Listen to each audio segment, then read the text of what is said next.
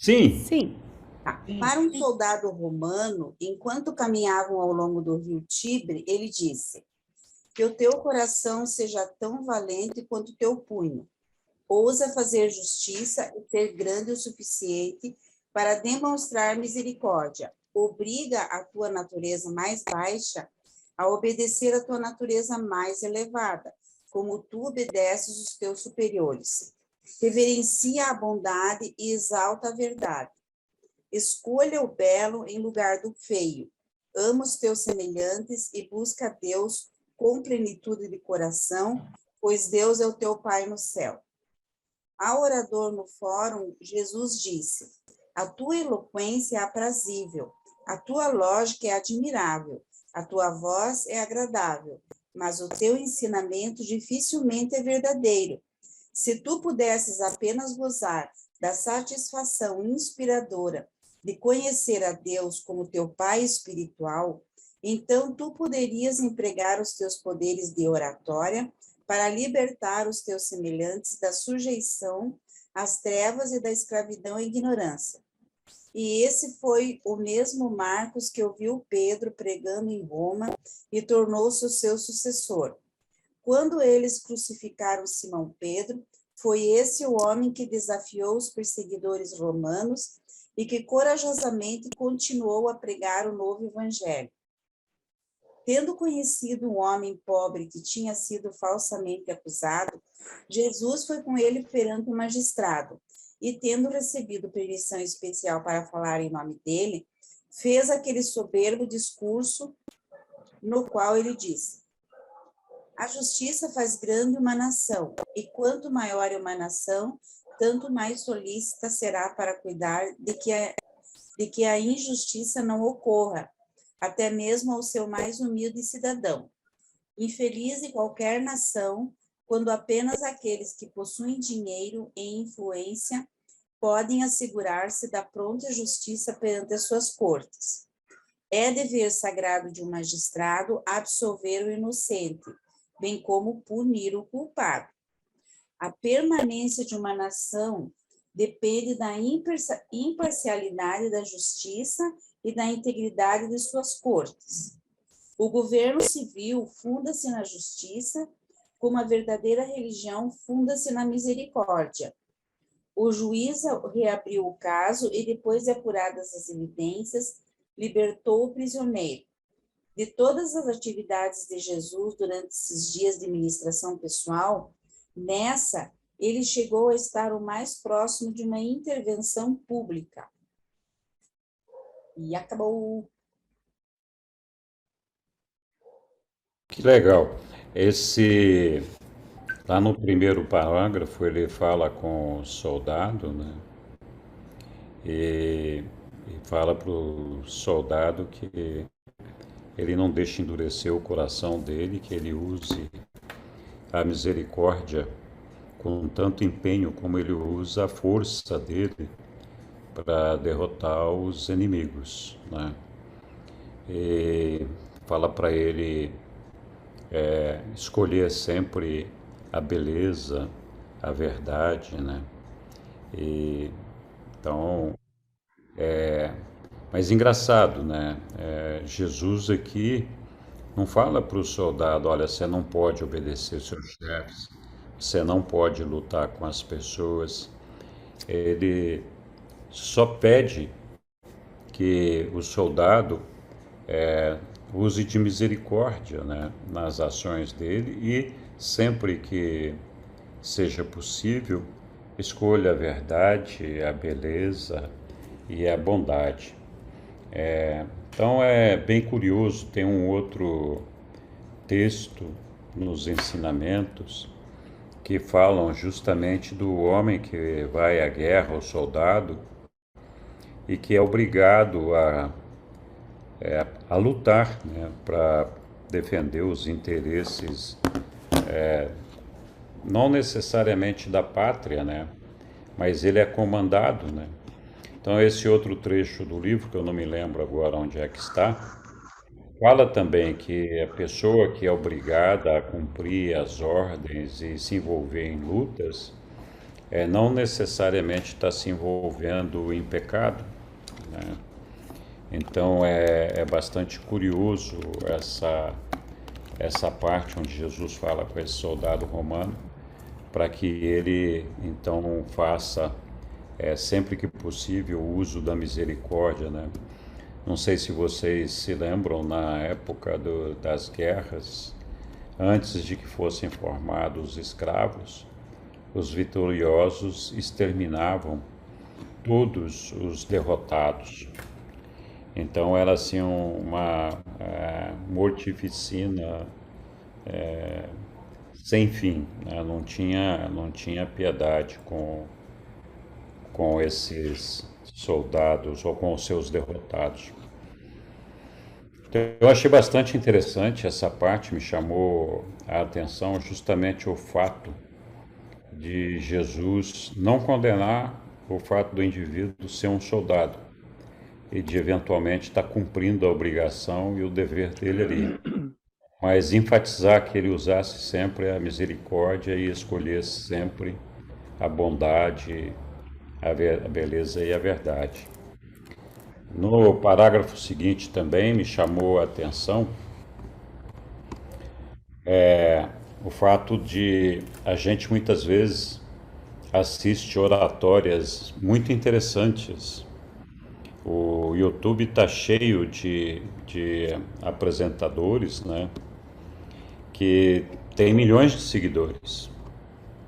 E é muito engraçado isso, porque as pessoas são muito boas em preparar discurso, em preparar apresentações, em preparar uma maneira de atrair as pessoas e atrair seguidores.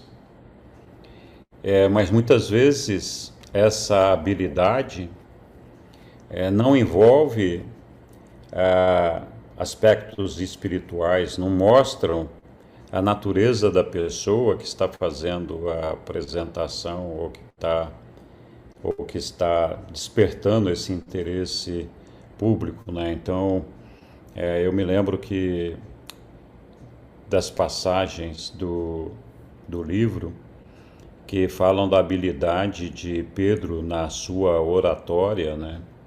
De como ele emocionava, empolgava e despertava as multidões, né? Então, tem muita gente que tem essa facilidade, mas muitas vezes a pessoa é vazia de frutos espirituais, de interesses espirituais. A gente pode falar assim, não, mas se tem uma pessoa que está fazendo, por exemplo, uma campanha publicitária ou mesmo está fazendo um show qualquer, de repente não tem espaço para mostrar a espiritualidade, o desejo de ajudar, o desejo de servir, o desejo de compartilhar e de mostrar que existe um pai, esse negócio todo. Isso, na verdade, é uma falácia, né? A gente vê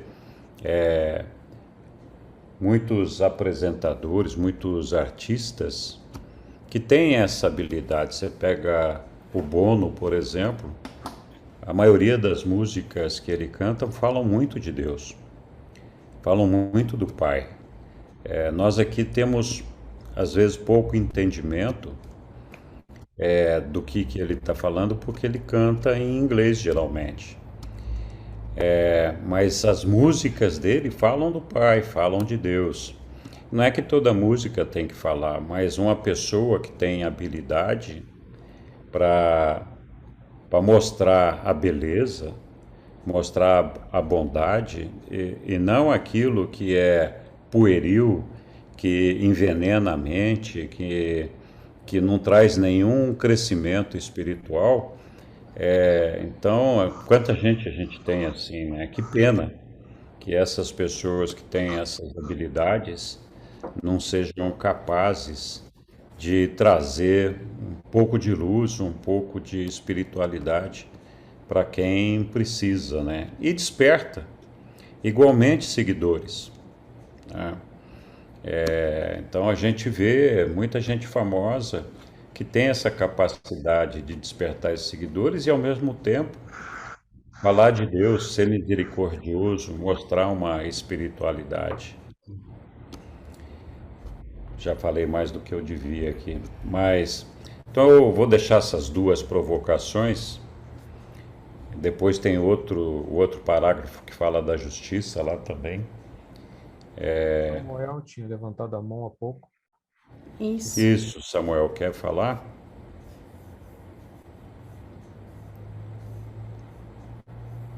Talvez não. Alguém quer se manifestar? Senão voltamos aqui para o texto. O que me chamou a atenção nesse primeiro parágrafo que você destacou, Henrique, claro, tem a questão da beleza, da bondade, que também está muito bonito no texto, mas o que me chama a atenção ali é essa orientação de Jesus no sentido de que a tua natureza mais baixa, ela tem que ser subjugada. Isso. Você tem condições de fazer com que o teu intelecto e a tua mente, né, seja orientada e subjugue, né? Você não é um animal, como ele, em linhas gerais, é o que ele quer trazer. Então, é possível que você permita que esse teu lado mais elevado se manifeste, sim, e o melhor brote daí. E eu concordo com você. Realmente há muitos excelentes oradores aí. Eu até tenho acompanhado alguns em particular. E o que a gente percebe assim é que à medida que o sujeito se inspire a falar de Deus, e quando você analisa assim, quando você analisa o crescimento de alguns oradores, o YouTube permite isso, né? Permite que você veja o trabalho do cara há 5 anos e permite o que ele está fazendo hoje. Então, você percebe um crescimento muito grande. Claro, há atrás disso aí muita técnica, né? Muito aprendizado, muitas ferramentas, né? Mas é como em várias passagens ali o próprio livro traz. A plenitude do cidadão, ela na verdade, ela é encontrada na medida que haja o equilíbrio de todas essas energias e o máximo da pessoa, o potencial dele só é descoberto na medida em que essa energia espiritual dele também se manifeste, né? Então, eu concordo com você. Eu acho que nós temos vários oradores, vários pregadores que poderiam, na verdade, duplicar essa capacidade oratória que eles têm à medida que eles se deixassem levar um pouco mais por essa energia espiritual. Mas eu sou entusiasta. Eu sou otimista em relação ao futuro. Era só o que eu queria dizer. Também sou. Quando Jesus esteve conosco, ele recebeu instruções explícitas para não se envolver nos assuntos do governo humano, em política, justiça, economia, essas coisas, né? E Jesus fez de tudo mesmo para não se envolver. E aí tem esse parágrafo que ele fala da necessidade, né, para o juiz, da necessidade de você julgar as pessoas com o coração, aplicar a lei, sim, mas você tem que ser justo, né? Você não pode se deixar levar por uma simpatia momentânea por aquela pessoa que está sendo julgada, ou por uma antipatia, né? Você tem que ser justo, benevolente, misericordioso, e fala da justiça, de quanto que a justiça é importante para uma nação, né?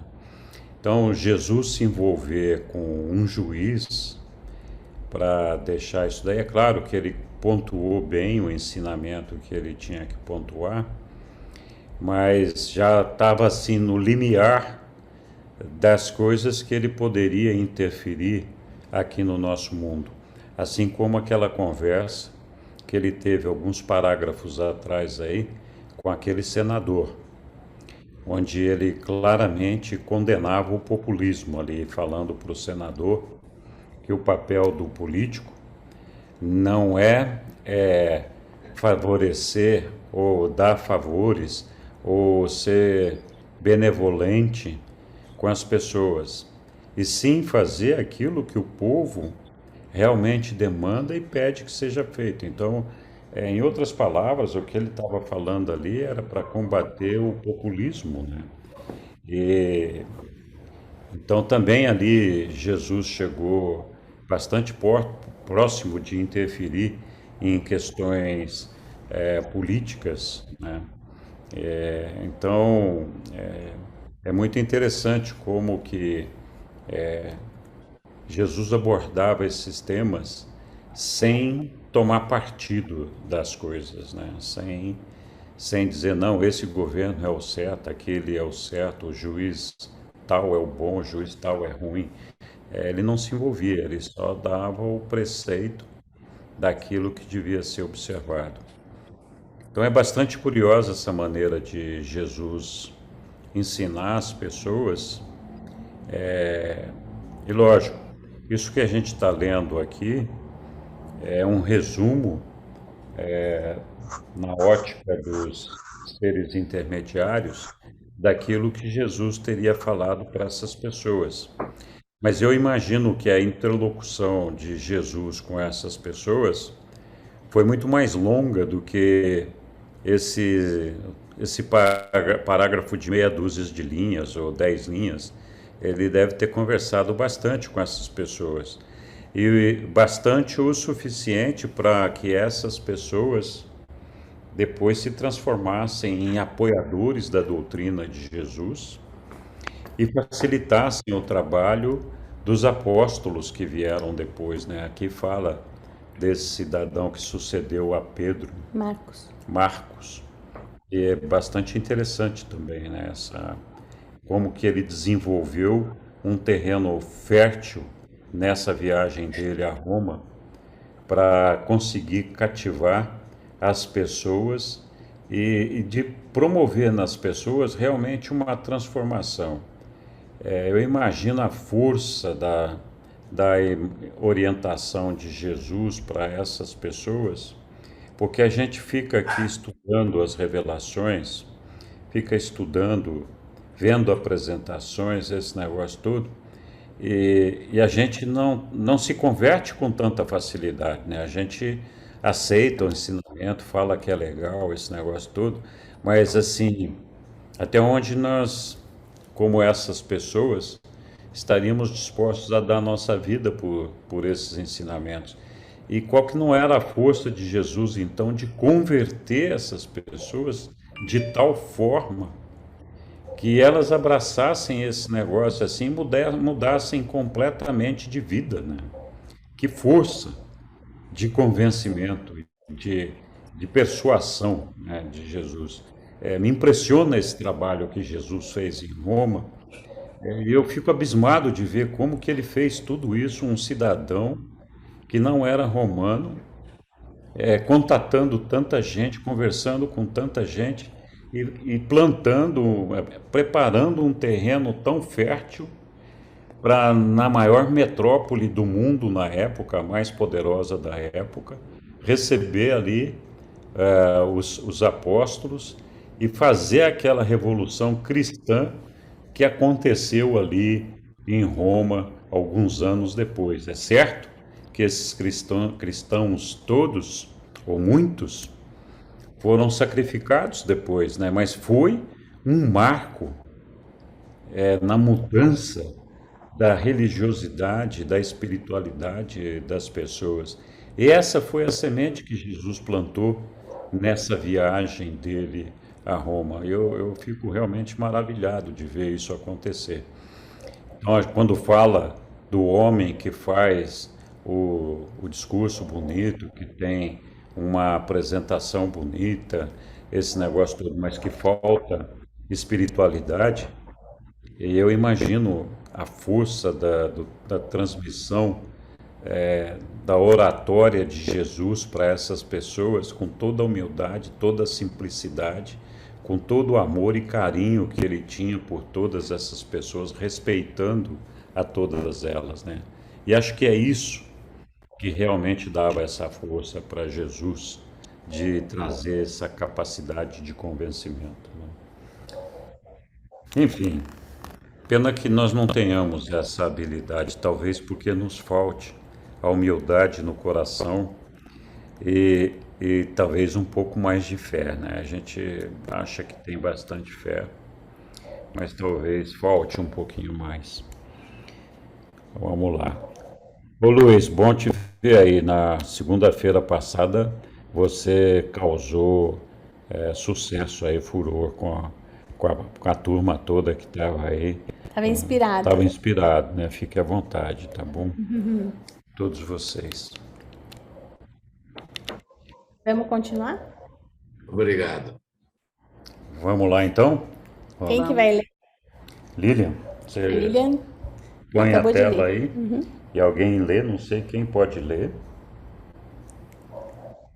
Rosângela, vai. Ah, Yara, pronto. Pode Obrigado. ir, Yara. Obrigada. Obrigado. Aí, os 5. Aconselhando o homem rico. Um certo homem rico, um cidadão romano estoico, tornou-se bastante interessado nos ensinamentos de Jesus, tendo sido apresentado por Angamor. Depois de muitas conversas pessoais, esse cidadão abastado perguntou a Jesus o que ele faria com a riqueza se ele a tivesse. E Jesus respondeu: eu consagraria a riqueza material à elevação da vida material, como também ministraria conhecimentos, sabedoria e serviço espiritual para o enriquecimento da vida intelectual, para o enobrecimento da vida social e o avanço da vida espiritual. Eu administraria a riqueza material como Perdi aqui. Depositário. Eu administraria a riqueza material como um depositário sábio e eficaz dos recursos de uma geração, e para o benefício e o enobrecimento das gerações próximas e subsequentes.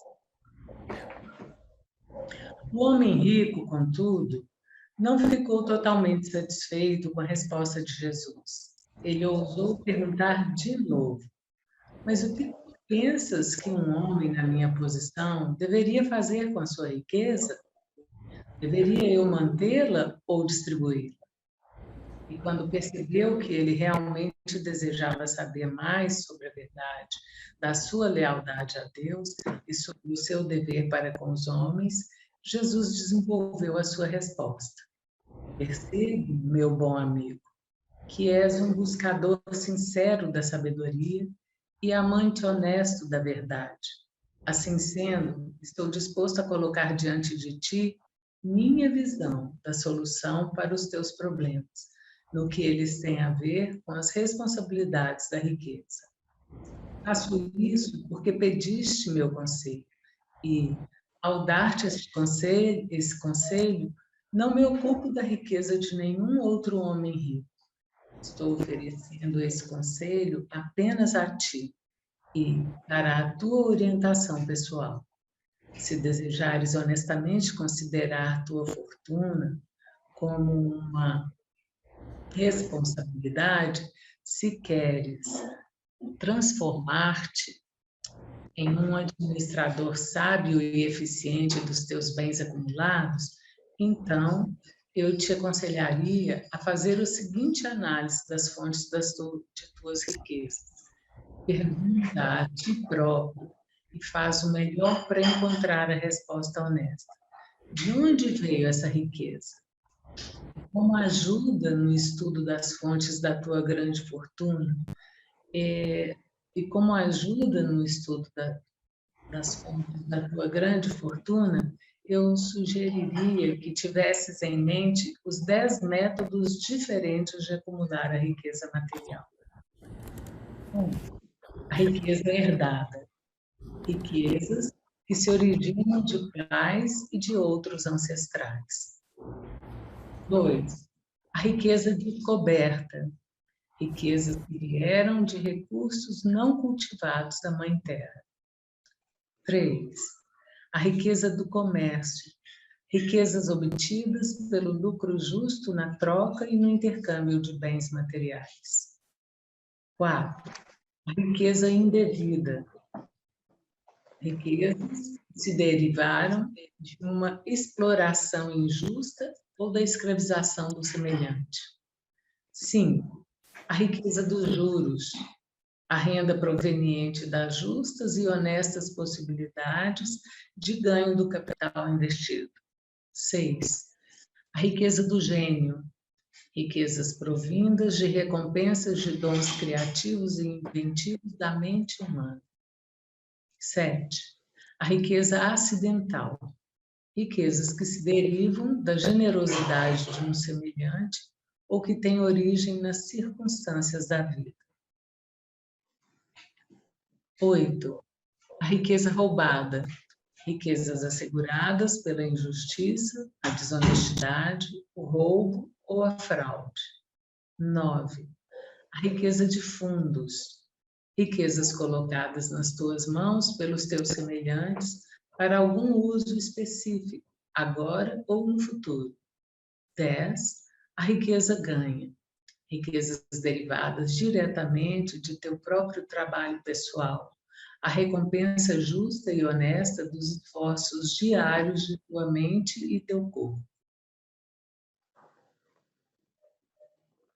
E assim, meu amigo, se quiseres ser um administrador fiel e justo da tua grande fortuna, perante Deus e no serviço dos homens, tu deves dividir aproximadamente os teus bens nessas 10 grandes divisões, e então continuar a administrar cada porção de acordo com a interpretação sábia e honesta das leis da justiça, da equidade, da probidade e da verdadeira eficiência.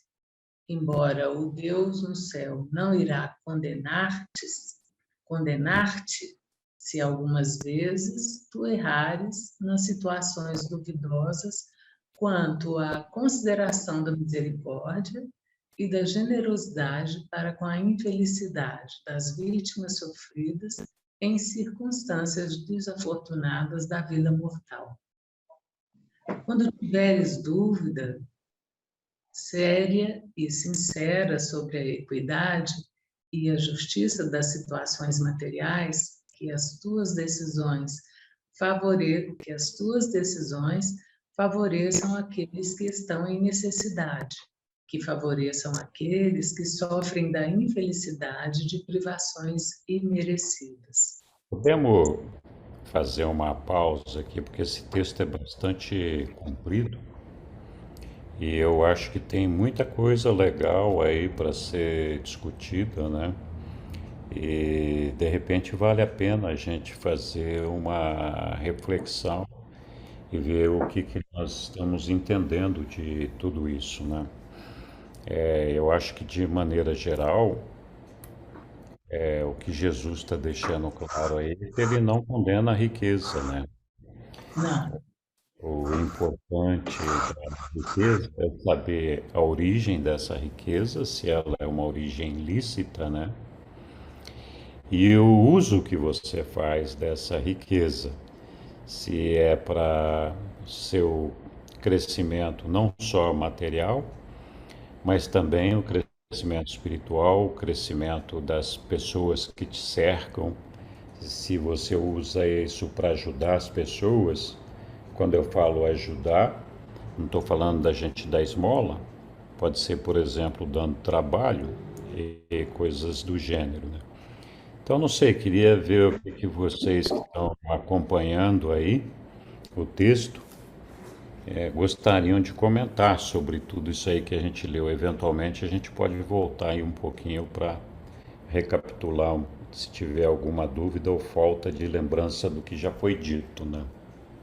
o que me chama a atenção é que Jesus, ele orienta com o cuidado de dizer que a orientação dele é para este homem, né? Todas as orientações que Jesus dá, ele vai trazendo essa marcação. E isso é interessante porque hoje, por exemplo, a gente vive numa sociedade onde muitas pessoas dizem, mas olha, o que eu faço é normal, todo mundo faz, né? Então, muita coisa fica justificada por um grande número de seguidores, que é o que também você hoje falou, né, mais cedo, sobre seguidores.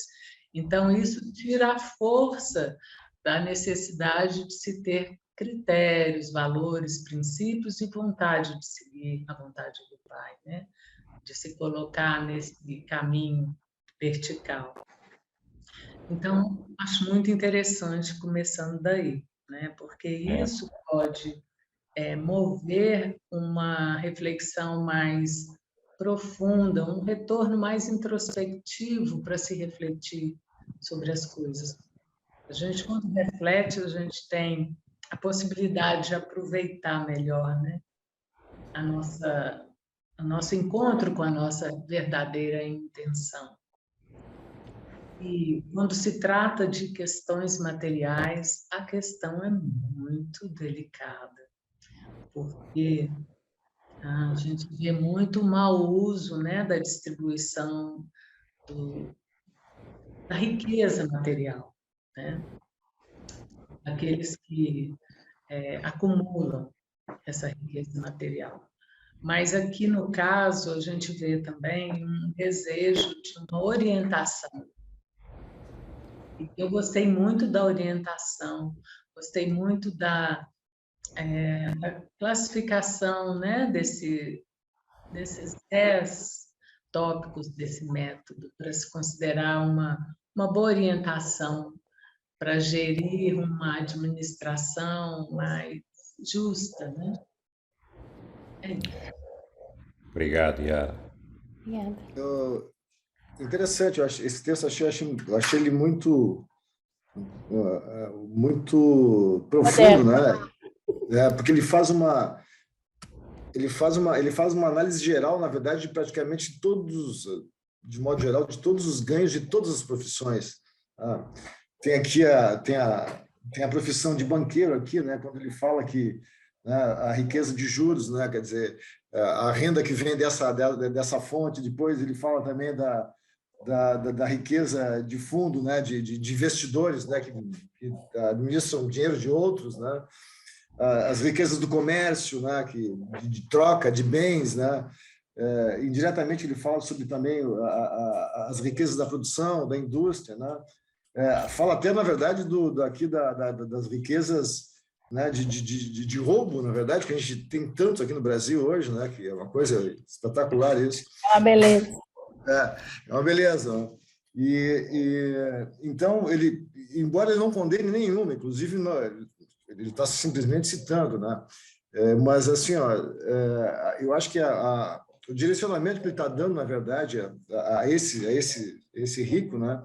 Ele fala assim, o importante é saber qual é o uso que tu vai fazer dessas riquezas. Mesmo que seja assim,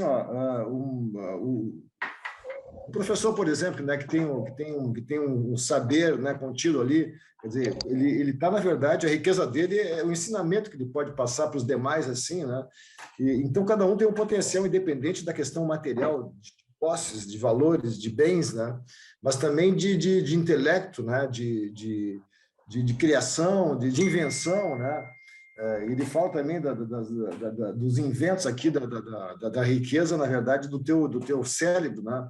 Olha o que a gente tem dessas empresas, dessas pequenas, essas fintechs criando, né, a partir de uma pessoa ou duas, aí, criando riqueza. Aí. Então, eu acho que o momento é bem adequado, mas o importante, o que ele fala ali, é sobre como tu vais distribuir essa tua riqueza, esse teu conhecimento que tu tens, esses teus dons, na verdade, né, de que modo que tu pode beneficiar os teus irmãos e as pessoas que, enfim, tu tá envolvido, na verdade, nessa troca aí, né? Então, é alguma coisa que eu acho que é um texto muito bom para pensar, porque muitas vezes a gente acha assim, pô, mas será que eu estou fazendo o suficiente? ou alguém que eventualmente acha que não tem nada, mas tem muita coisa para dar, na verdade, mesmo que seja uma troca de palavras, alguma coisa assim, é um dom que a pessoa tem, mesmo numa conversa, numa pregação, numa palavra de apoio, enfim, de carinho.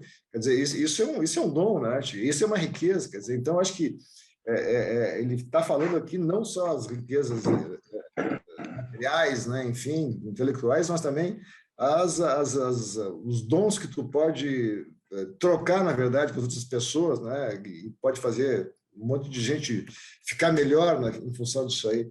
Eu acho que é de uma riqueza muito, muito interessante isso aí, e bem interessante para a gente discutir, assim. Para isso. Muito Muito legal, bom. Flávio. Obrigado. Concordo. Mas acho que você colocou bem. A chave do negócio, na verdade, é saber de que maneira você vai aplicar e distribuir os tesouros que você tem. E é engraçado, porque na primeira parte do documento, Jesus não condena que você leve a tua riqueza para melhorar a tua vida, né? Exato. Quando ele responde a pergunta lá, ele fala: eu consagraria, a primeira resposta, né? Eu consagraria a riqueza material à elevação da vida material.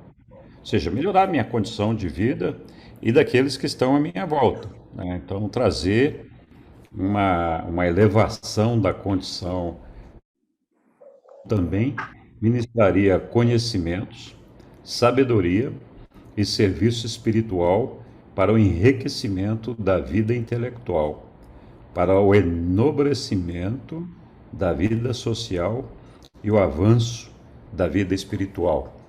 Então, esse aqui, assim, eu acho que é muito legal, no sentido de que não é que você não pode viver bem, não é que você não pode ter uma condição material boa. A questão é se você usa isso para explorar as pessoas, para diminuir as pessoas e se enobrecer, se enaltecer, se elevar diante dos outros, né? Despertar inveja, despertar cobiça, despertar maldade. E pior ainda, se você faz isso obtendo os recursos que te propiciam isso de uma maneira não muito honesta, não muito saudável, não Ilícita. ilícita, né? Então, meu entendimento aqui é que Jesus não condena a riqueza de maneira nenhuma. O que ele fala para a gente prestar atenção é, primeiro, ver de onde a gente está tirando essa riqueza, e segundo, que uso que a gente faz dela. E nós temos uma tendência, né?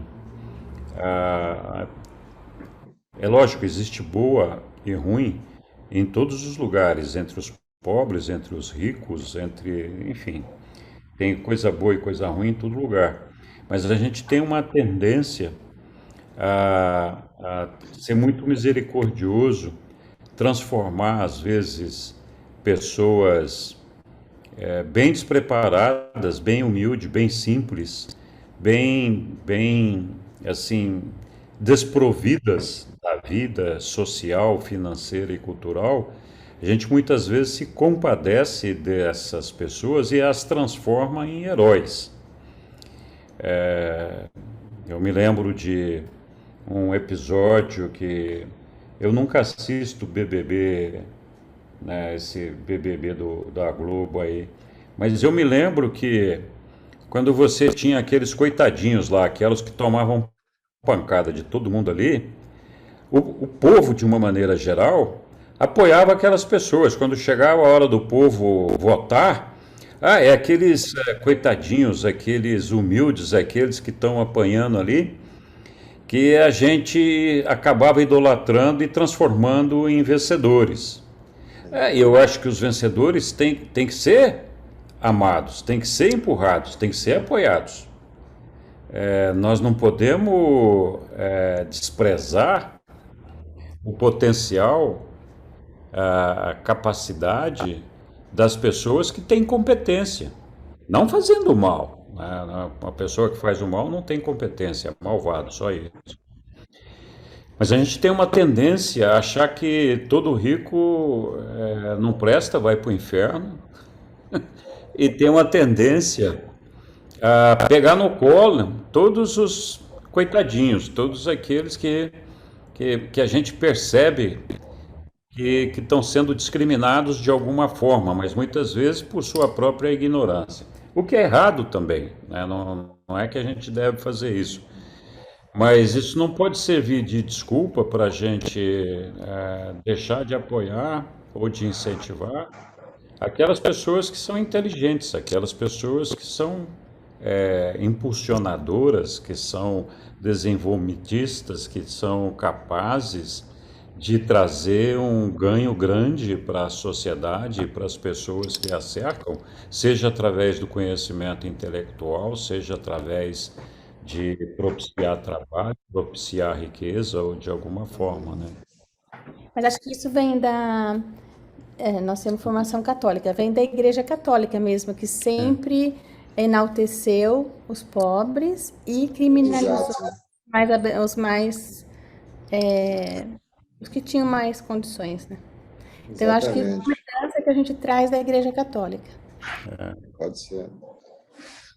Ele faz esse teu parágrafo, inclusive, só continuando no final do parágrafo que estava lendo aí, Henrique, ele fala que Jesus falando, eu administraria a riqueza material como depositário sábio e eficaz de recursos de uma geração e para o benefício e enobrecimento de gerações próximas e subsequentes. Quer dizer, a responsabilidade também tua, né, de transmitir para as próximas gerações, seja da tua geração ou das gerações que vão ser beneficiadas com isso que está fazendo, para os demais. Quer dizer, na verdade, é um ganho social para todo mundo. Coletivo, coletivo, né? Porque a gente sabe que a elevação, na verdade, do nosso planeta se dará em todos os setores, não é só no espiritual, né? No material, no social, no cultural. Quer dizer, esse é um trabalho conjunto, coletivo, né? Então, isso mesmo. Mais uma vez, está bem colocada essa questão. O Henrique, o interessante é o seguinte, que a Bíblia Católica, os católicos, criam uma figura de Cristo, digamos assim, martirizado, carregando a cruz, sofrendo, dentro daquela situação toda, até que, no fim, ele consiga o apogeu. E isso, muito exagerado na Igreja Católica, na confecção da Bíblia. Muito exagerado. Porque a intenção por trás disso era a submissão do povo. Tomando Cristo como exemplo, colocando aquela dramatização e situação dele, para que o povo tome aquilo como exemplo, e não, vamos aqui sofrer, que no final nós vamos para o céu. A Igreja Católica foi mestre nisso. Mestre nisso. E distorceu um pouco aquela questão de Cristo, né? No sofrimento, no Calvário, na cruz, exagerando de maneira proposital para os seus objetivos de submeter o povo, né? Não tem inocente nessa história, não. Pode ficar tranquilo. Não tem. Para quem gosta de assistir séries, né? Tem muita gente, hoje em dia está na moda assistir séries. Tem uma que chama Isabel de Castela, que fala sobre a rainha Isabel lá da Espanha. E aí mostra, na Idade Média, como é que era, a vida dos papas, né? De um depois de outro, e como que ele manipulava todas as pessoas, toda a sociedade, para que a riqueza dele só aumentasse. Isso, assim, é uma série histórica, né? Baseada em fatos reais. Foi o que aconteceu de verdade. Então, quando eu assisti aquilo, eu fiquei chocada, assim. E eu fui católica quando eu era criança, até uns 25 anos eu era católica. E eu acreditava e fazia um monte de coisas. Mas, assim, é revoltante, assim, a manipulação que existe para que o povo fique ali só abastecendo a igreja. Assim, é horrível. Enfim. Mas todas as religiões também tiveram isso, né? Não é um privilégio da Igreja Católica. É verdade. Também me vem, gente, uma questão assim que quando a gente reflete, essa reflexão ela precisa ter uma função de dar sentido, né? Então, todas essas orientações aqui, elas podem dar e devem dar um sentido para quando a gente está pensando, né? Como é que eu estou com a riqueza que eu estou desenvolvendo? É o que o Flávio falou também, né? Não só no âmbito material, mas assim, qual é o sentido de estar adquirindo essa riqueza e qual é o meu papel com essa riqueza? Como é que eu vou distribuir? E isso é uma coisa que também passa pela experiência pessoal, a gente poder encontrar com mais consciência os passos, o nosso lugar nessa festa de Deus, né? Nesse contexto de Deus.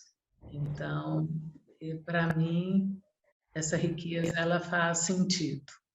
E é claro, né? Jesus ele não condena, ele não coloca realmente, como foi falado aqui, que a riqueza seja algo ruim. Até porque a gente precisa cuidar do nosso material, do nosso conforto essencial, pensando em termos materiais, né?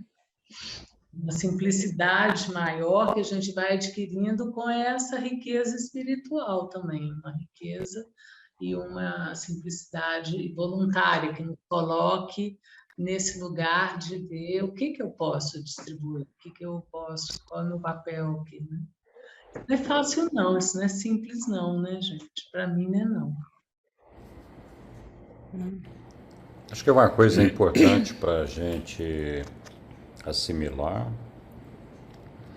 é que cada personalidade colocada por Deus para viver, pelo nosso Pai, para viver as experiências da vida,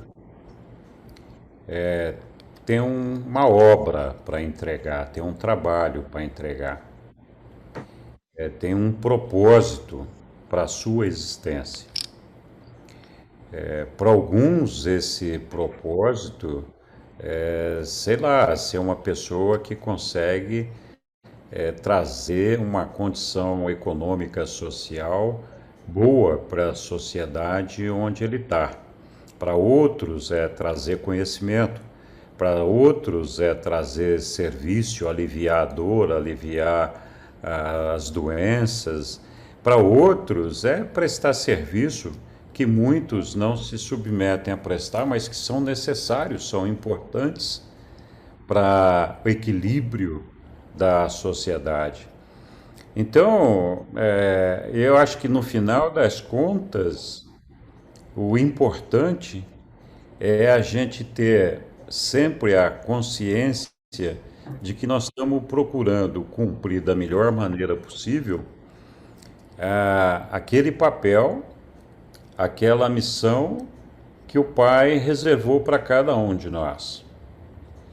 E a gente às vezes tem dificuldade de entender isso, porque a gente tem dificuldade de saber o que está reservado pelo Pai para cada um de nós e o que Ele espera de cada um de nós. A gente não tem essa clareza, e por isso muitas vezes nós nos culpamos de algumas coisas, dizendo, puxa vida, eu não posso fazer isso porque o povo não tem isso, as pessoas não têm. Não posso mostrar o meu conhecimento, mostrar a minha espiritualidade, mostrar a minha riqueza, mostrar que eu estou falando no bom sentido, né? A gente às vezes tem vergonha de mostrar as coisas que a gente tem, porque a gente acha que não merece, que não é capaz, não deveria ter porque os outros não têm, porque é uma maneira de humilhar, de despertar inveja. Eu acho que assim, se você faz o uso daquilo que você é, daquilo que você tem, de maneira humilde, misericordiosa, respeitando as pessoas, respeitando aquilo, buscando aquilo que é verdadeiro, que é belo e bom, você está cumprindo o seu papel, né? Então a gente tem que ter essa consciência de que o nosso trabalho não é esconder a nossa capacidade, não é esconder o nosso potencial porque os outros não têm. Muito pelo contrário. E também o nosso trabalho não é elevar aqueles que não têm e diminuir aqueles que têm. É claro que nós não estamos aqui para julgar, mas existe uma tendência generalizada da sociedade de cara achar que quem tem não tá tomando dos outros. E nem sempre é assim. O Jesus está falando, é lícito você cobrar juro quando você tem dinheiro. Quando passou essa fase, a gente estava mudo, mas eu perguntei para o Henrico, juro, será que pode mesmo? Porque eu acho assim, é uma coisa que não combina muito, né, parece.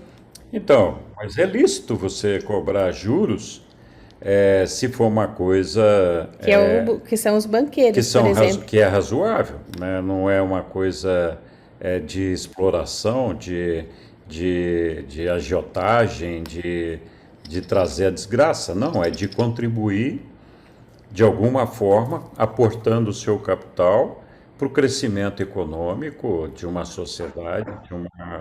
Então, assim, tem muitas maneiras de você ser rico fazendo o bem. E a gente tende a generalizar que todo rico faz o mal. Tem muito rico que faz o mal, mas tem muito rico que faz o bem. Então, a gente tem o exemplo, eu não sei se o cara é bom ou é ruim, se ele faz o bem ou não, mas um exemplo vivo desse assunto que nós estamos discutindo aqui é o Bill Gates, que colocou toda a fortuna dele numa fundação para ajudar a desenvolver a sociedade, corrigir doenças, corrigir misérias, levar água potável para levar água África, potável, dar educação, enfim. Então o cara, ele abriu mão de tudo? Não, ele tem ainda alguns bilhões na conta pessoal dele. Mas, escuta, ele abriu mão da maior parte da fortuna dele para fazer essa fundação para o benefício da humanidade. Então, a gente não pode condenar uma pessoa que é rica apenas porque ela é rica, porque tem gente rica que faz o bem, né? Assim como também não podemos condenar como criminoso todas as pessoas que são pobres, ou que são de cor, ou que são, enfim, tem tantas razões que a gente... homossexual e tudo isso, que a gente já criminaliza a pessoa justamente pela aparência dela, enfim. Esse acho que é o cuidado que a gente tem, né? Eu acho que esse é o ponto importante. Cada personalidade tem um papel para desempenhar aonde está. E o importante é que a gente busque desempenhar esse papel dentro da verdade, da beleza, da bondade, com misericórdia, com compaixão, com respeito, com amor e serviço a todas as pessoas, né? Então, acho que a gente muitas vezes se culpa de algumas coisas e não é necessário, né? Muito bem, mais algum comentário lá, depois que só eu dominei o assunto aqui junto com... Jesus vai explicar mais um pouco na sequência. Isso, então vamos lá, tem vamos continuação. compartilhar de novo. É que a gente parou só para falar sobre esses 10 itens aí. Mas ele vai explicar os 10. Vamos lá. Acho que você tem que pôr, Lilian.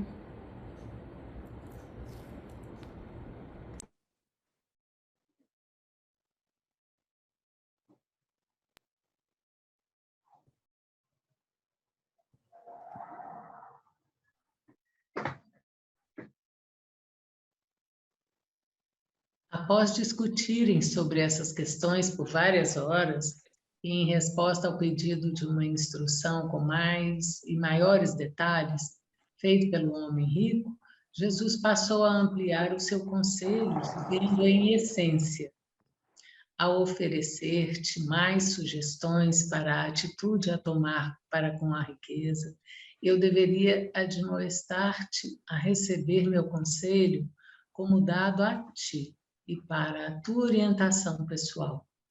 Falo apenas por mim próprio e para ti, o amigo que me pergunta.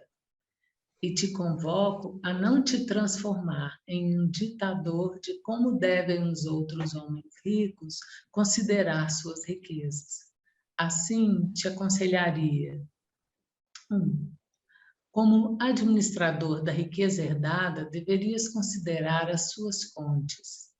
Tu és sob a obrigação moral de representar, tu estás sob a obrigação moral de representar a geração passada na transmissão honesta da riqueza legítima às gerações que se sucedem, depois de subtraíres uma taxa justa em benefício da geração atual. Entretanto, não és obrigado a perpetuar nenhuma desonestidade ou injustiça que tiver sido envolvida na acumulação injusta dessa riqueza, ainda que cometida pelos teus ancestrais. Qualquer porção da tua riqueza herdada que resulta como sendo proveniente de fraude ou de injustiça, tu podes desembolsar de acordo com as tuas convicções de justiça, generosidade e restituição. Quanto ao remanescente da tua legítima riqueza herdada, pode fazer uso com equidade e transmiti-lo em segurança, como curador, de uma geração para outra. A discriminação sábia e o julgamento sadio deveriam ditar as tuas decisões quanto ao legado das riquezas para os teus sucessores. 2. Todo aquele que desfruta de riqueza obtida pelas descobertas deveria lembrar-se de que um indivíduo só pode viver na Terra senão por um curto período de tempo e deveria, por isso, fazer a provisão adequada ao compartilhamento dessas descobertas para o bem do maior número possível de semelhantes seus. Ainda que ao descobridor não devesse ser negada uma recompensa pelos esforços da descoberta, não deveria ele pretender, egoisticamente, reclamar exclusividade sobre todas as vantagens e bênçãos derivadas da revelação dos recursos acumulados pela natureza. 3. Se os homens escolherem conduzir os negócios por meio do comércio e da troca, eles terão direito a um lucro justo e legítimo. Todo comerciante merece pagamento para os seus serviços. O mercador tem direito ao seu salário. A equidade no comércio e um tratamento honesto conferido a um semelhante nos negócios organizados do mundo criam muitas espécies diferentes de riquezas, de lucros e de todas essas fontes de riquezas. E todas essas fontes de riquezas devem ser julgadas pelos mais altos princípios da justiça, honestidade e equidade. O comerciante honesto não deveria hesitar em ter o mesmo lucro que, com contentamento, ele daria ao seu companheiro comerciante em uma transação semelhante. Ainda que essa espécie de riqueza não seja idêntica à renda individualmente ganha, quando os negócios são conduzidos em uma larga escala ao mesmo tempo, tais riquezas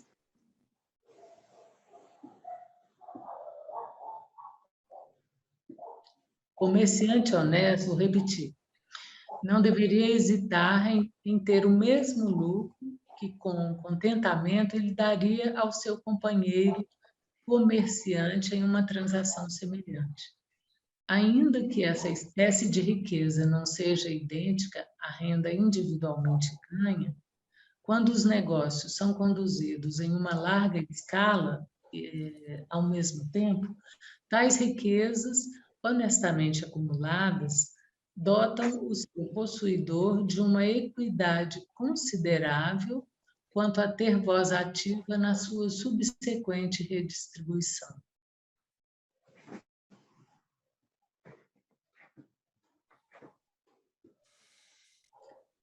Nenhum mortal sabedor de Deus e que busca fazer a vontade divina pode rebaixar-se ao engajamento em opressões por meio da riqueza.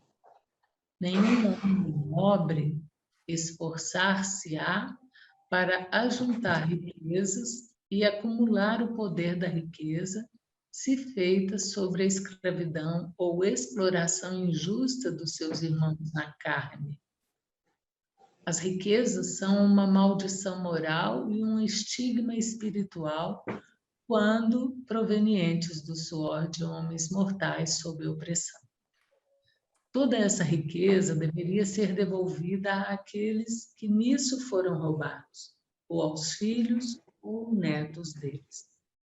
Uma civilização perdurável não pode ser construída sobre a prática da expoliação do salário do trabalhador. 5. A riqueza honesta tem direito aos juros. Isso aí. Desde que os homens emprestem e tomem emprestado, aquilo que são os juros justos pode ser recebido desde que o capital emprestado provenha de riqueza legítima. Primeiro, purifica o teu capital antes de reivindicar os juros. Não sejas tão pequeno e hábil a ponto de rebaixar-te à prática da usura. Nunca te permitas ser tão egoísta a ponto de empregar o poder do dinheiro para obter vantagens injustas sobre o teu companheiro que labuta. Não cedas à tentação de exigir juros usurários do teu irmão em desespero financeiro. 6. Se por acaso conseguires a riqueza por meio dos arroubos do gênio, se as tuas riquezas provêm de recompensas de dons inventivos, não reivindiques uma parte injusta como remuneração. O gênio deve um pouco tanto aos seus ancestrais quanto à sua progenie. É assim que fala? E do mesmo modo, ele deve obrigação à raça, à nação e às circunstâncias das suas descobertas inventivas. Deveria também se lembrar de que foi como um homem entre os homens que trabalhou e completou as suas invenções. Seria igualmente injusto privar o mundo de todo o aumento da sua riqueza. E será sempre impossível aos homens estabelecer leis e regras aplicáveis igualmente a todos esses casos de distribuição equânime da riqueza. Deves primeiro reconhecer o homem como teu irmão e, se desejares honestamente fazer por ele como gostaria que fizesse por ti, os imperativos comuns da justiça, da honestidade, da probidade te guiarão no estabelecimento justo e imparcial e na liquidação de todo problema que surgir da recompensa econômica e justiça social. 7. Exceto pelas taxas justas e legítimas, ganhas pela administração. Nenhum homem, exceto pelas taxas justas e legítimas, ganhas pela administração, Nenhum homem deveria fazer reivindicação pessoal sobre a fortuna que o tempo e o acaso fizeram cair nas suas mãos. As riquezas acidentais deveriam ser consideradas mais sob a luz de serem um depósito a ser gasto para o benefício do próprio grupo social ou econômico. Aos possuidores de uma tal fortuna deveria ser consentida apenas maior voz ativa na determinação da distribuição sábia e efetiva desses recursos pelos quais não trabalharam. O homem civilizado não deveria sempre considerar tudo o que ele controla como sendo sua posse pessoal e privada. Vou repetir. O homem civilizado não deveria sempre considerar tudo o que ele controla como sendo sua posse pessoal e privada. 8. Se alguma parte da tua fortuna é consabidamente proveniente de fraude, se algo da tua riqueza foi acumulado por práticas desonestas ou métodos injustos, se as tuas riquezas são o produto de negociações injustas com os teus semelhantes, apressa-te a restituir todos esses ganhos obtidos de modo desonesto aos seus devidos proprietários. Faz correções completas e, assim, purifica a tua fortuna de todas as riquezas desonestas. 9. A gestão da riqueza que uma pessoa faz para o benefício de outra é uma responsabilidade solene e sagrada. Não coloques em risco nem em perigo essa gestão. Extrai para ti próprio, ao gerir qualquer desses bens, apenas aquilo que todos os homens honestos permitiriam. 10. Aquela parte da tua fortuna que representa os ganhos dos teus próprios esforços mentais e físicos, se o teu trabalho tem sido feito com justiça e equidade, verdadeiramente te pertence. Nenhum homem pode impugnar o teu direito de manter e usar tal riqueza da forma como tu julgares adequada, desde que o teu exercício desse direito não cause dano aos teus semelhantes.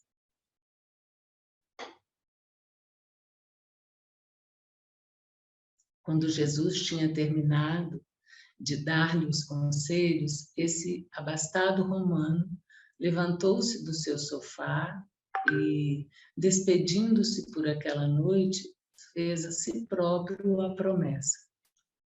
Meu bom amigo, percebo que és um homem de grande sabedoria e muita bondade.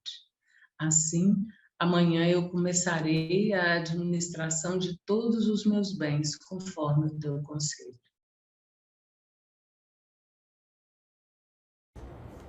Muito bem, que legal. Algum comentário?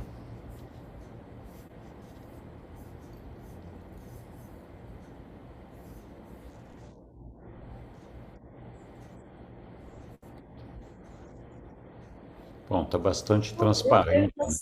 Eu vejo assim que tem pessoas que elas sabem como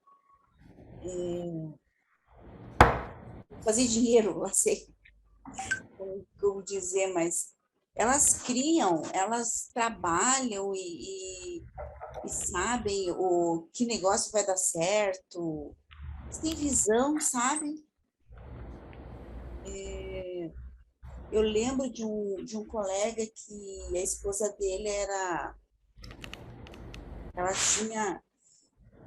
tinha uma empresa. E essa empresa, ela tinha uma empresa que a um dado momento não deu certo, nem me lembro por quê, mas ele sempre dizia assim que ela iria se levantar e ia fazer tudo de novo. porque ela sabia como fazer isso, sabe? Então, dá a impressão que essas pessoas têm o dom. E cada pessoa tem Porque eu vejo assim, quem tem dinheiro se incomoda também em gerenciar toda aquela fortuna. Às vezes, não é? Eu acho que o próprio livro diz, né, que às vezes você ter muito dinheiro traz preocupação, que traz uma certa preocupação. Você ter uma grande riqueza, assim, né, como gerenciar e como fazer dar frutos também. Porque o simples fato de acumular dinheiro, eu acho que, né, ali o próprio Jesus fala ali, né, sempre vê, porque geralmente os empresários, o que fazem? Eles criam empregos. Isso vai beneficiar, né, criam empresas que criam empregos, e isso vai beneficiar todas as pessoas que vão ter esse emprego e sobreviver com ele. E tem pessoas que têm esse dom. Porque, olha, ser empresário, eu não sei, eu sempre quis ser funcionária pública, porque acho que eu não teria, assim, o dom de gerenciar, sabe? Então, eu acho que a maioria não tem.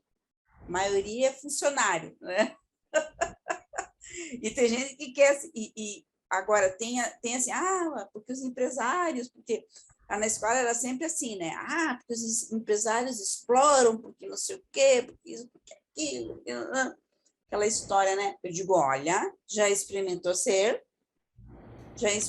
ter a sua própria empresa, né? Você sabe o quanto que o empregador paga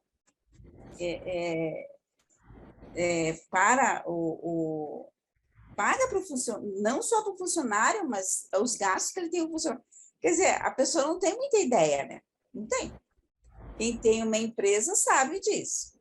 E quem não tem, o empregado começa às 8, termina às 6, vai embora para casa. O empregador começa às 6 da manhã, nunca descansa, né? Nunca vai descansar. Eu vejo assim. Mesmo. Lilian, aproveitando aí, boa noite a todos. Faz tempo que eu não entro nessa sala, né? Boa noite. Satisfação imensa. Eu queria aproveitar a oportunidade, falando em riqueza, né? Não sei se vocês assistiram ontem, eu só não sei se é no Fantástico ou no Canal 12 ou 7, um cidadão lá que mora lá no Nordeste, lá, uma casa de 100 milhões de dólares, coisa assim, toda em cristal, uma coisa assim. Alguém de vocês acompanhou isso ontem, não?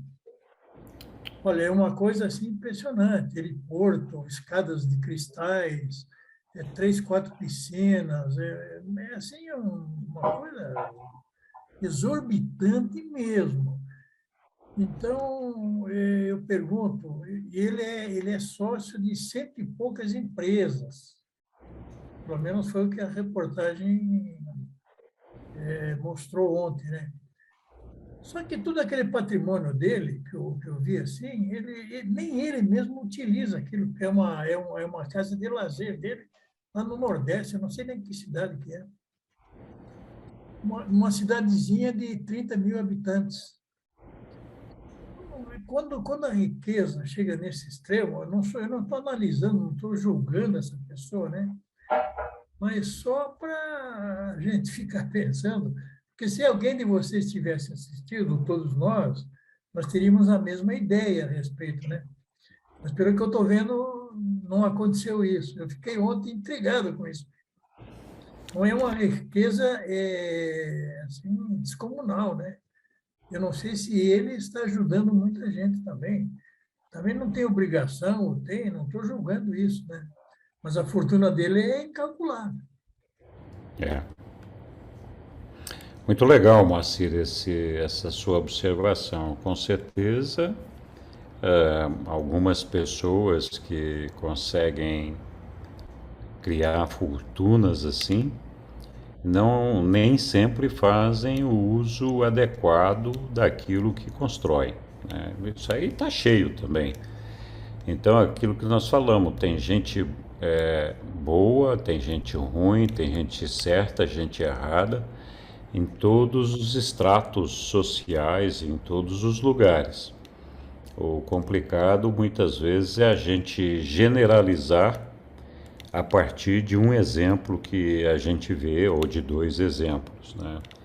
E esse comentário que a Lília fez é muito oportuno, volta naquela questão que eu estava colocando, cada personalidade tem uma missão, tem um trabalho, né, para fazer. E realmente todas as profissões, todos os trabalhos, tudo aquilo que cada um de nós faz, traz os seus desafios, as suas complexidades, e não é fácil. Ser professor não é fácil, muitas vezes ser funcionário público não é fácil, ser médico muitas vezes não é fácil, e assim vai. Os empresários também têm a sua carga de responsabilidade e trabalho, e carregam a responsabilidade de sustentar muitos empregos, né? É só ver quando tem algum problema de crise econômica, como é que a sociedade desempregada cresce rapidamente, os problemas sociais se acumulam rapidamente, né?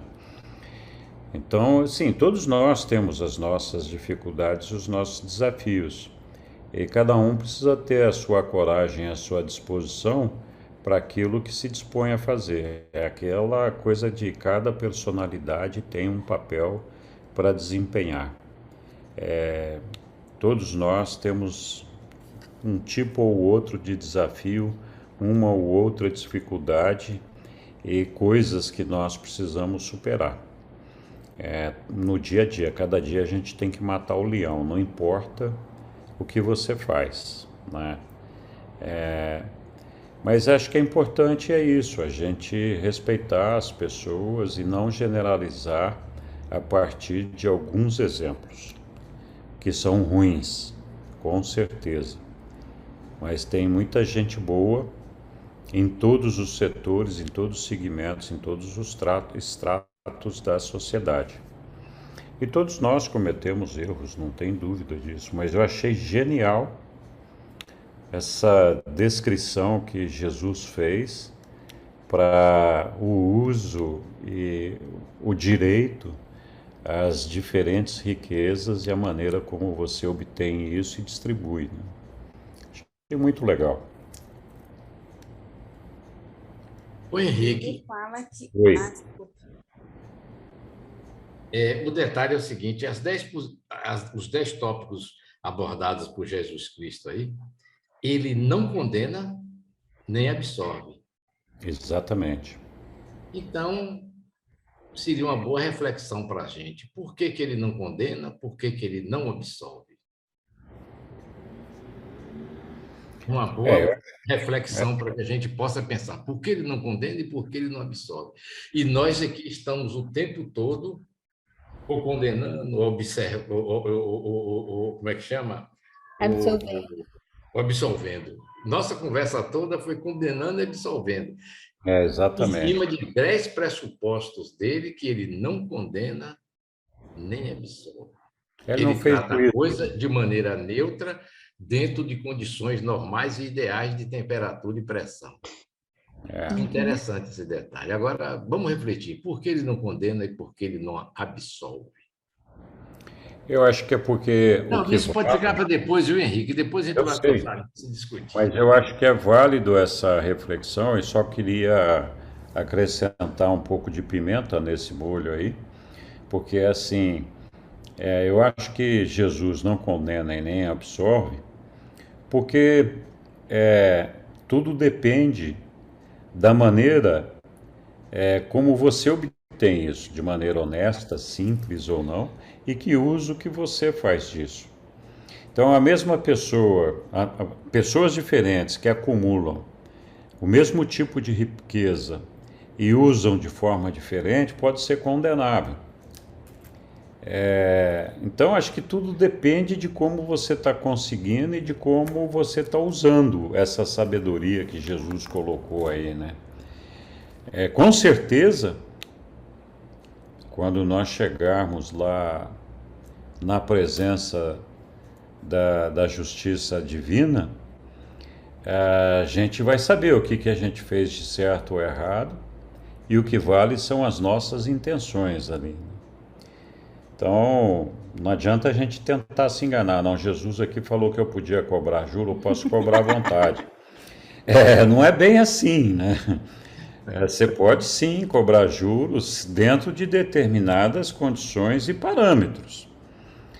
Se você é uma pessoa que está explorando o ágio, extorquindo as pessoas, fazendo uso inadequado da riqueza que você tem, provavelmente quando chegar lá, a espada não vai ser muito benevolente na nossa cabeça ali, né? Então, mas se você cobra em cima daquilo que é de direito, daquilo que você construiu bem, então é isso. Acho que cada um de nós...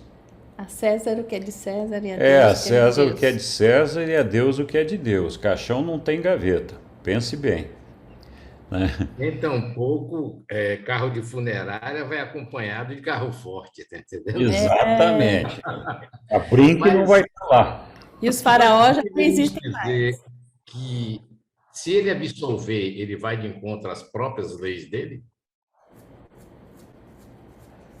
Eu acho que se ele absolver, é porque ele vai de encontro aos próprios princípios que ele determinou como correto. Claro. Se ele condenar, ele não seria injusto? Não, acho que se ele vai condenar... Não, se ele condenasse... Se ele condenasse... Ele não faz isso, porque esse não é o trabalho. Sim, não é o trabalho dele. Ele não condena nem tampouco absolve. Mas admitindo que ele fosse fazer isso, eu acho que ele poderia fazer a partir do momento que a pessoa não está sendo, não está seguindo, não está sendo justa, equânime, não está seguindo esses preceitos, esses princípios que foram colocados. Né? É verdadeiramente um grande desafio para todos nós, porque nós somos... Desculpe, Henrique. Não, pode falar. Ele não está impondo nada, mas ele está sugerindo aqui, ó.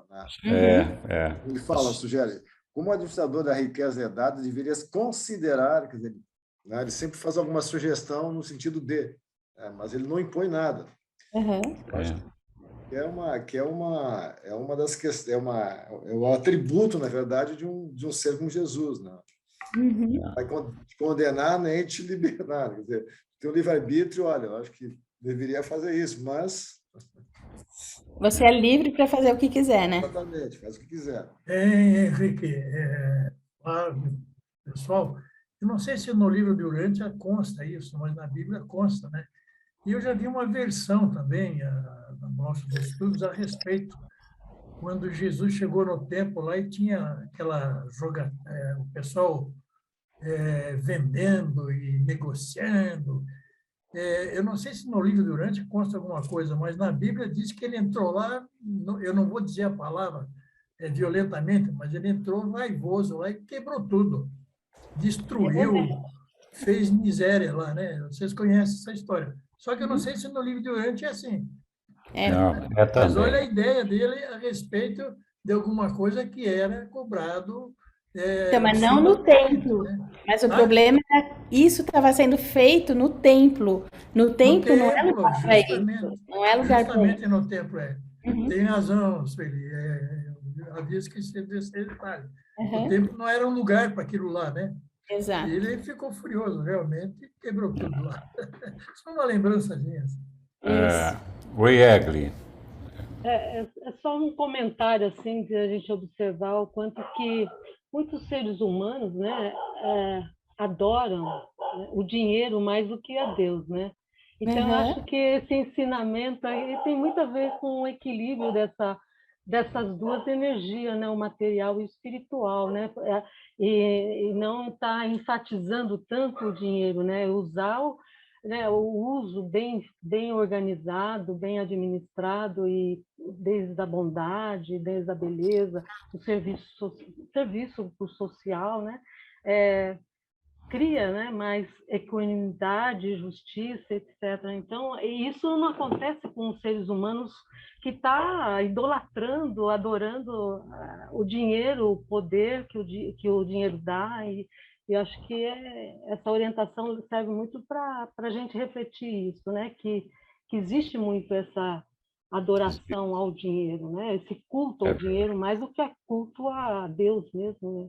Até nas próprias igrejas, em algumas igrejas, a gente vê essa adoração, né, em nome de Deus, essa história, assim, né? Apenas uma reflexão assim, que me veio dessa leitura toda também. É verdade, Ega. E, na verdade, assim, de fato, o grande desafio para todos nós é não nos tornarmos escravos do dinheiro, não nos tornarmos escravos das posses materiais, das coisas materiais. Ou seja, você ter as coisas materiais não é proibido, não é um problema. O problema é você passar, como você falou, a adorar as coisas materiais e se esquecer das coisas espirituais. Então, levar um padrão de vida bom não é ruim. Por si só, não é um problema. Mas se isso é uma condição tão importante para você, que serve de base para pisar em todo mundo, humilhar todo mundo e a qualquer preço conseguir aquilo que você tem, então... Ou negligenciar a vida espiritual, de fato, você está criando um problema, né, para você mesmo. Né? Você tem toda a razão, é isso mesmo. Muito bem. O que mais nós podemos falar disso daí? Acho que a gente pode continuar, porque ainda Vamos tem continuar. tempo. Uhum.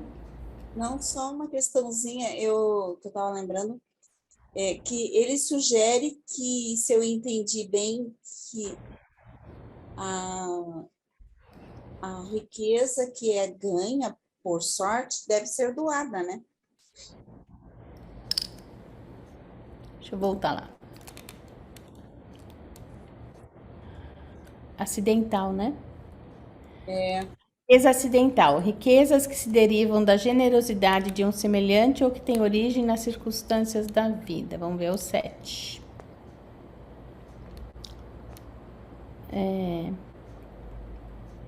Exceto pelas taxas... pode falar, desculpa. Não, pode falar. As riquezas acidentais deveriam ser consideradas mais sob a luz de serem um depósito a ser gasto para o benefício do próprio grupo social ou econômico. Aos possuidores de uma tal fortuna deveria ser consentida apenas maior voz ativa na determinação da distribuição sábia e efetiva desses recursos pelos quais não trabalharam. O homem civilizado não deveria sempre considerar tudo o que ele controla como sendo sua posse pessoal e privada. Né? Você só teria assim, ó, eu ganhei, então eu vou doar para aquele, né? Você tem maneiras de fazer isso, né? Se você cria um mecanismo de geração de emprego para várias pessoas que seja autossustentável, é melhor do que simplesmente doar o dinheiro. Porque você repartiu o bolo, a hora que acabou o bolo, acabou, né? Não tem mais. É verdade.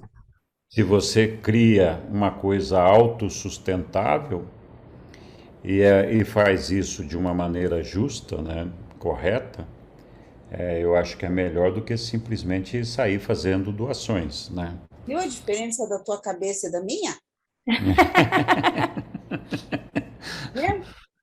É, pois é. Mas é o mais sábio a se fazer. Eu já ia doando, ganhei, já ia, né? Se bem que é legal também, né? Você, de certa maneira, assim, fazer uma distribuição, mas com uma parte do dinheiro fazer com que renda, né? Fazer com que não tenha um fim assim, né? É. É que nem a parábola dos talentos, né?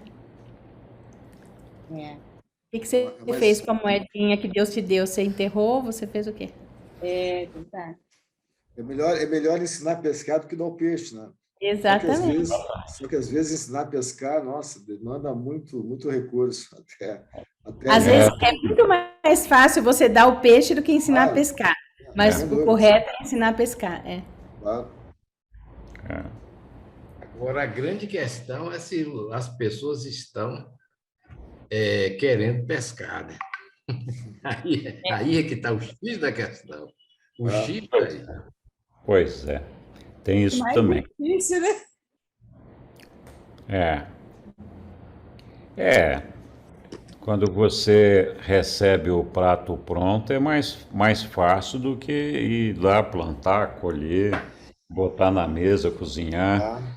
ah, Dá muito trabalho isso daí, não é Mas é fácil. mais prazeroso, né? Porque é tão legal você ver, você planta ali, você vê crescer, é muito mais, eu acho que você tem muito mais Muito satisfação, mais bacana, né? Mas dá simplesmente ir lá e trabalho. arrancar, né? Aham. Mas dá trabalho. Enfim, é muito legal. Seguimos? Seguimos? Sim, senhor. Então, vamos lá. Quem vai ler? Posso ler? Então Por vai. favor. 6. Administração social. Em Roma, também aconteceu aquele acidente comovente em que o Criador de um universo passou várias horas devolvendo uma criança perdida à sua mãe ansiosa. Essa criança pequena havia se afastado da sua casa, e Jesus encontrou o menino chorando em desespero. Ele e Ganide estavam a caminho das bibliotecas, mas dedicaram-se a levar o pequenino de volta para casa. Ganide nunca se esqueceu do comentário de Jesus. Tu sabes, Ganide, a maioria dos seres humanos são como esse menininho perdido. Eles passam grande parte do seu tempo chorando de medo e sofrendo na tristeza, quando, na verdade, eles estão a...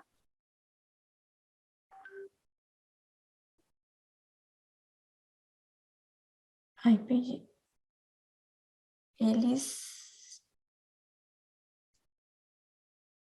Segunda linha. Eles estão a uma curta distância da salvação e da segurança, a uma curta distância de casa. Como estava esse menino? E todos aqueles que sabem o caminho da verdade e que gozam da segurança de conhecer a Deus, deveria considerar um privilégio, não um dever, poder oferecer orientação aos seus semelhantes. Nos esforços que eles fazem para encontrar as satisfações da vida. Pois não sentimos nós uma alegria suprema nesse serviço de devolver a criança à sua mãe? Assim, aqueles que conduzem os homens a Deus experimentaram a satisfação suprema de servir aos homens. E, daquele dia em diante, pelo resto da sua vida natural, Ganide permaneceu continuamente na busca de crianças perdidas, a quem ele pudesse devolver às suas casas.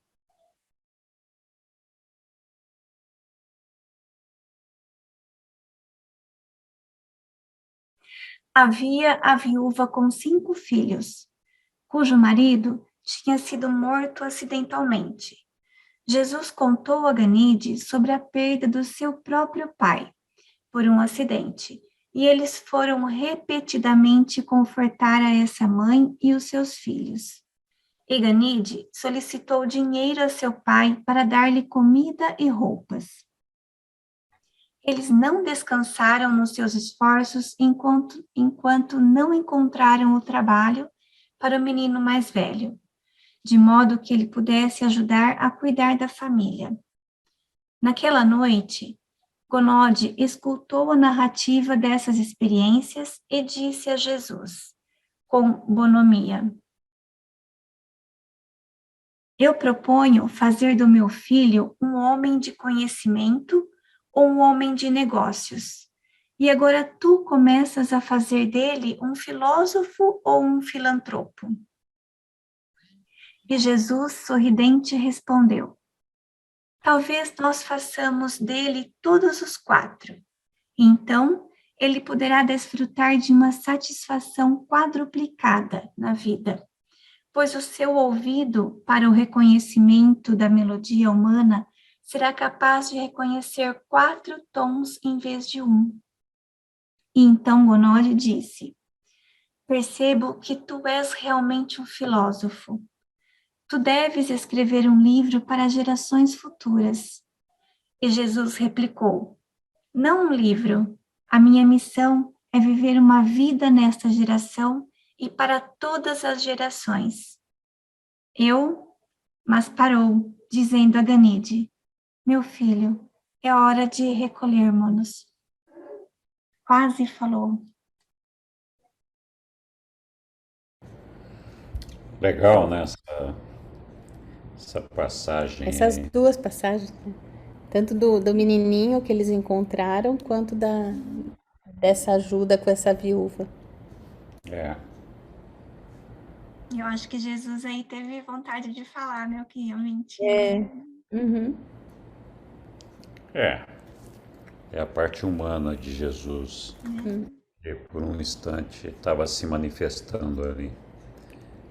Mas com relação ao primeiro parágrafo desse tópico, que fala, né, que o que eles fizeram de devolver o menininho para a mãe é mais ou menos o que você faz quando você leva um filho, né, de Deus para Deus, né, você encaminha ele. Mas aí, talvez eu esteja muito errada, mas às vezes eu vejo umas pessoas assim muito veementes, né, querendo converter os outros e falando: não, mas se você fizer isso, ou se você fizer aquilo, o que eles estão tentando fazer é conduzir essas pessoas, né, a gente, para o reino de Deus. Então eles falam: ó, não pode fazer isso, porque senão você não vai conseguir. Não pode fazer aquilo, porque você não vai conseguir. Isso até dentro do movimento de Urântia tem bastante. Mas será que é isso que a gente tem que fazer? Eu fico me perguntando. Assim, não a vontade, mas impor o que você acha certo para uma pessoa, tipo, busque a verdade. Você não pode fazer nada que não seja no livro de Urântia. Você não pode... Você sabe o que eu estou querendo dizer? Eu sei, mas presta atenção. Como é que Jesus ensinava Ganide? Jesus fazia lá uma ação e Ganide aprendia com a ação e o serviço dele. Jesus não ficava falando para Ganide: olha, você tem que fazer isso, tem que fazer aquilo, tem que fazer...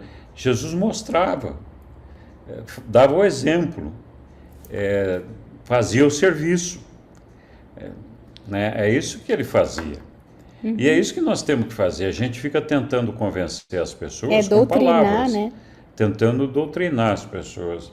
Eu acho que o que nós temos que aprender a fazer é ser exemplo, fazer o serviço, mostrar, ir lá dar a mão, ir lá apoiar, ir lá e estar junto, né?